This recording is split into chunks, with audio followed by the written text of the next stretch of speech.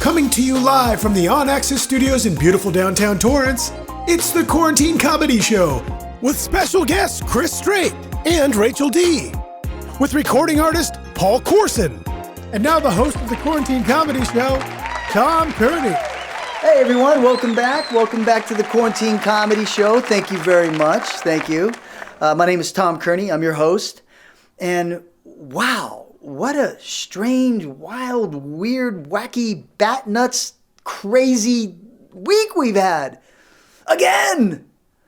But there is some good news there. The Supreme Court this week came out with their ruling in favor of DACA recipients. Yes, that happened, which is great, but they weren't done yet because they also came out in favor of LGBTQ rights. Yes, that happened, which is so great and so good for our country. But the president doesn't exactly see it that way. He sees it as a direct attack on himself as a person. He came out with a statement which said, "The Supreme Court, ... hates me. Because if they loved me, they would take those people and put them in cages like we did for those nasty, nasty, filthy, filthy children." The president earlier this week addressed the graduating class at West Point, which he said was a beautiful speech. One of the best they ever heard, he said. And then on the exit, on the way out, not so much. I think we all saw this, right? He's walking down the ramp, waddling down there. You can't look at that and think, what the hell is this guy on? Seriously. You know, and then it dawned on me, of course he's sedated. They're sedating him.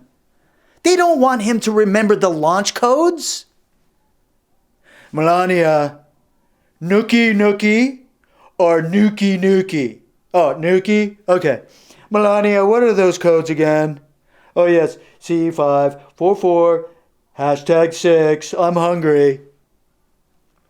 It's hard not to laugh, you know, especially when you saw him drink the water with his two hands, like a child. You know, my kid used to drink like that when she was 2.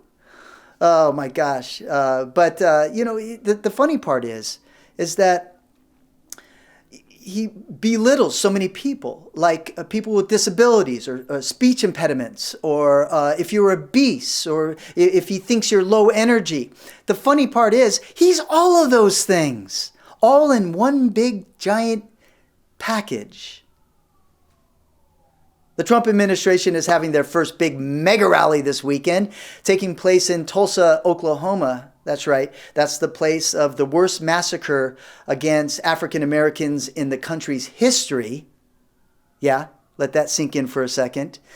But also the date of the end of slavery, Juneteenth. Right. Dog whistle? I don't know. He says it was a coincidence, of course. And he said, well, he backpedaled and said, okay, he's going to change it out of respect. And he moved it all the way down to the next day. So that's happening. No masks required, no social distancing, none of that kind of stuff. Just 20,000 people packed in an auditorium just screaming for 2.5 hours. Yeah, completely safe. Although there is some troubling news. It turns out that flushing a toilet creates a COVID-19 infused plume that can linger like a haze in a bathroom for up to 3 minutes. So think about that the next time you're sitting in a stall. It just might not be that guy's last burrito that you're smelling. Bank robberies are on the rise. To no surprise, because I mean, you can't go into a bank without being dressed like a bank robber with the mask and the goggles and the gloves. It's too easy, is what I'm saying. There's no creativity there, you know? I mean, we're filmmakers. We always like to come up with things and stories about how you can beat the system and create a crime you can get away with. And it's fun to do. So we thought of this. Here's an idea that we came up with that just might work. Channel 9. The doctor. Go to channel. It's on channel 9? Go to channel 9. Wait, hold on. Go back. Go back. I'm going back already. What channel? Two. One more. Channel 2 or back 2? Yes. I'm going already. Fine. me that. Cry in the shower. Ha! You're not fooling anyone. The president wanted it to be absolutely clear that he has no Body hair. I got an idea. I'm in. I love it.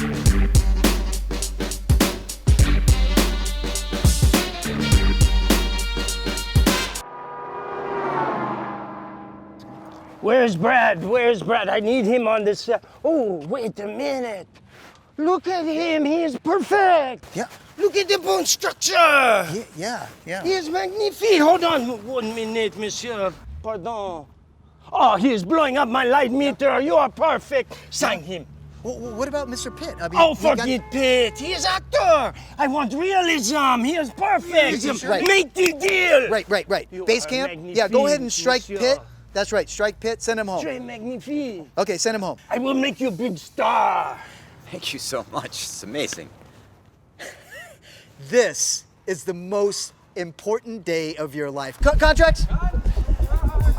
So we got. Congratulations, sir! You are amazing. We have cameras in the. Sign. Oh, don't worry about it. Just sign. In the yoga studio. Pay attention. Sign. We got cameras in there. Don't ever look at the cameras. Never look at the cameras. Mr. Fontaine is very adamant about that. I see. So you want realism, right? Realistic realistic cinema. We got the yoga studio's got a camera. We got 2 in the van. The manhole cover pops up, and we got 3 in the bank. 3 in the bank. That's right, 3 in the bank. Now take this bag and this note. You want to hand it to Gladys. She's a fantastic up-and-coming actress, and she's really fun to work with. She's going to hand the bag back to you. You come back to 1, and then we yell cut. Okay? Ready to go, Mr. Fontaine? Okay, everyone settled. This is it. It is a big moment for you. There is lots of money, but you do not care. You look amazing. You do not care about money. You care about the woman. She is Camera? your goal. You go to her like a bull.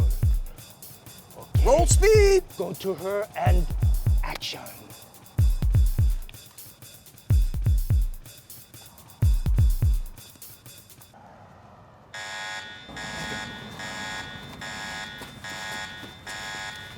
I didn't hear anything. Did they yell cut? Shut up! Remain silent! You idiot! Well, there you go, folks. Well, that's one way to rob a bank in a creative way. Of course, that's Robert Lee, Yanni Walker, Bob Groshaw, David Ellman, and myself. That's a part of a TV pilot that I wrote and directed that we just wrapped on when all this happened. But hopefully we can get back to work and start knocking it out. All right, coming up next, your first comic. Very funny guy, right out of here in the South Bay. He performs all over the place, all over Hollywood, cruise ships, Vegas, you name it. You can see some of his comedy on Apple TV's Dry Dock. Ladies and gentlemen, put your hands together for Chris Strait. You may notice the board behind me and the shirt. I'm actually in glasses. I've been full-time dadding last few months. Been working on the cruise ships for the year and a half before that. Not sure when those are going to come back. Even the last week I was on the cruise ships during coronavirus. They were really careful scooping everyone's food on for them. You couldn't serve yourself at the buffet, meaning fat people had to be honest with themselves and go, no, I'm going to stand here till you do that 3 more times. That's the hypocrisy of health on places like buffets and casinos and cruise ships, is that you'll sit there emptying the hand sanitizer canister onto your hand like, can't be too careful with the health. Oh, really? You want to take back the 3 plates of ribs you just ate then? Eating like a pig and using hand sanitizer, that's like your house getting robbed, and instead of calling the police or replacing your stuff, all you do is paint it. That's like getting stabbed and just go, hey, you need to go to the hospital? No, I'm just going to change my shirt. But it's hard to take that seriously in the United States because we are overpopulated. I don't want to see anybody die. We are obese. I don't want to see anybody get thin because they're sick. But let's face it, we have overweight homeless people in our country. I'm going to let that sink in for a minute.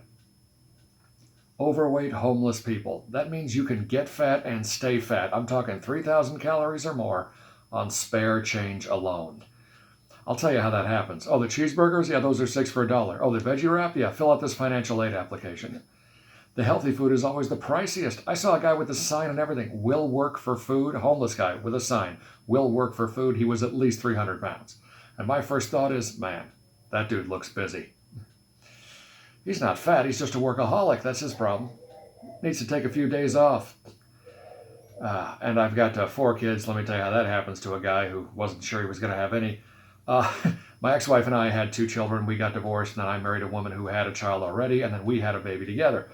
But it gets weirder. See, my ex-wife is full-blooded Irish, so my daughter's a redhead, my son is a blonde. My current wife is Mexican, her ex-husband's Filipino.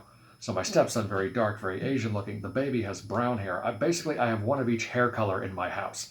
When they line up for a picture, it looks like a Benetton ad from the 90s. I can only imagine the explanations that my son is going to have to give later on in life for these 3 older half-siblings that don't look like each other. Like, he'll be at his soccer games and his friends will be confused. Like, hey, Robbie, who are those 2 teenage boys cheering for you? Oh, those are my brothers. Really, the blonde kid and the Asian kid, those are both your brothers? What's he going to say back to that? Dude, you haven't even seen my redheaded sister yet. It gets weirder. I just hope they bring back some of the deals and people get out there. Businesses are desperate for people coming in, especially restaurants sitting far apart, have to observe all the social distancing. The free meal for kids, I hope they bring that back. That's a classic one. Remember that? Kids eat free. Don't they always? I mean, were you splitting a check with a 6-year-old before that sign? Was the kid offering? Was he standing up? No, Mom, Dad, I got this. You guys work hard, and I just sold a treehouse. Let's party. There you go, folks. Chris Strait, ladies and gentlemen. Okay, coming up next. This is a buddy of mine. We used to work together for years in Vegas. He went off to China with his guitar and a few songs and became a huge star. He's actually stuck in China right now. He was doing a gig there, and the whole thing just exploded, and the pandemic started, and the lockdown began, and he's been there ever since. We got him together with his drummer in Vegas, and they put a song together. It's pretty cool. I think you're going to dig it. Ladies and gentlemen, put your hands together for Paul Corazon. Welcome to beautiful Zhongshan, China. I've been here since December. I was supposed to leave in March, but because of unforeseen situations. Luckily, the kind owners of this establishment let me crash in the attic. So. In the meantime, I've been working with my bandmate Daniel Cloza in Las Vegas. We're working on a new album. Thank God for the internet, right? How's it going, Daniel? Can you hear me? Yeah, man. How's everything going in Las Vegas? So far, so good. All right, cool. How about we work on that? How about we play that song that we were working on the other day? Okay. I'll bring the synth in on 4. 1, 2, 3, 4.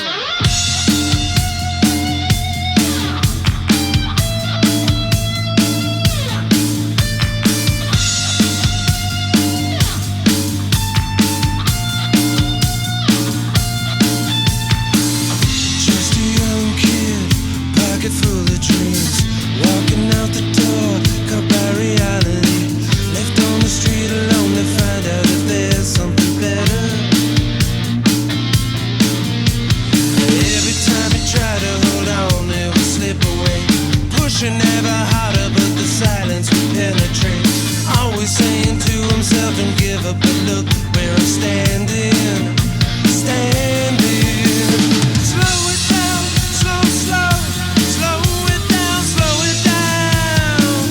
So close to break. What do you want me to say?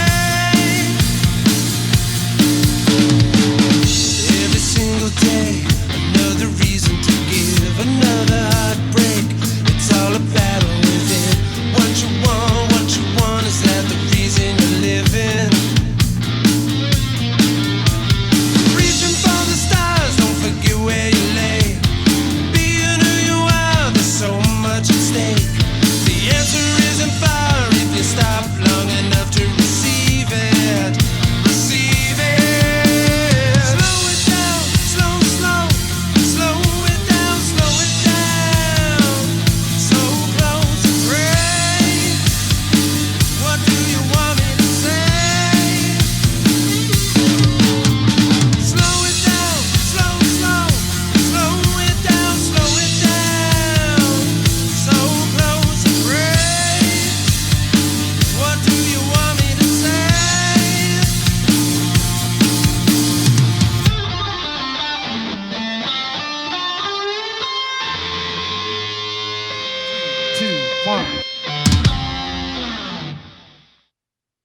All right, Dan. See you soon. Yes, there you go, folks. Paul Corazon. Man, that guy, he's the real deal. All right, coming up next, a very funny lady right here in Hollywood. She performs all over the place. You can see her as a regular at the Ice House. Very funny lady, very good actress. Put your hands together for Rachel D. Thanks for having me, Tom. I know that, for the past couple of months, we've all been quarantined, and I have to say, as a mom, during this time of quarantine, I'm just super grateful that my kid lives with his dad. That's been wonderful. It really, really has. Because, we don't really have much in common. He likes his dad. And he makes good choices. So it's difficult sometimes for us to understand each other, But he actually still constantly complains that he doesn't have a sibling. And I'm constantly reminding him, I'm like, one is wonderful, but he's always giving me shit about it. So I have to remind him that that's his fault. He was 10 pounds and 2 feet when he was born. I gave birth to a toddler. He just walked out of me. He literally wrecked me. If I had taken this chassis to the mechanic, he would have been like, well, I got some good news and some bad news. The bad news is, yeah, that shit is totaled.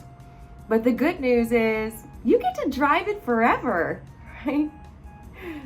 So, yeah, he was a big baby, guys, right? Really big baby. And we had big dreams for him, we were putting little baby basketballs and little baby baseballs in his crib and looking down on him like, you're gonna be our retirement, And he did. He grew up to be 6'5". 6'5", right? And he grew up to play the flute in the marching band. Yeah, which is great because you can totally spot him amongst the little girls who play flute in the marching band. Now, I know earlier I said that he always makes good choices. We all make a few other choices, But, ultimately, when I was pregnant with him and I found out I was having a boy, I cried. I wanted a girl. I wanted somebody to dress up with bows and ribbons and things. But you guys, when he was born, I realized babies don't care what they wear. He was a pretty little princess. That might be why he plays the flute. I don't know. All right, thank you, Tom. Bye, everybody. Oh, hey, keep it going for Rachel D, folks. Yes. Well, that's our show for this week. Did you dig it? Did you guys enjoy yourselves? Well, if you did, hit the like button underneath this video, leave a comment, a suggestion, share it with a friend. Tell the world about the Quarantine Comedy Show because we're here to help you through all this. Now, I got a feeling deep down in my gut, and it ain't last night's chicken wings, that this ain't over yet. I have a feeling that we're going to be dealing with this for a little bit more here. And I want to thank all of you on the front lines, the first responders, the doctors, the nurses, the fire department, the police department, the guys that drive the ambulances. Your work is hard, but you are appreciated. And the sacrifices that you make keep us safe. All right, folks, we'll see you next week. For the Quarantine Comedy Show, I'm Tom Kearney. You guys be safe, be well, and always keep laughing. From the On Access Studios in beautiful downtown Torrance, it's the Quarantine Comedy Show. I'm rich!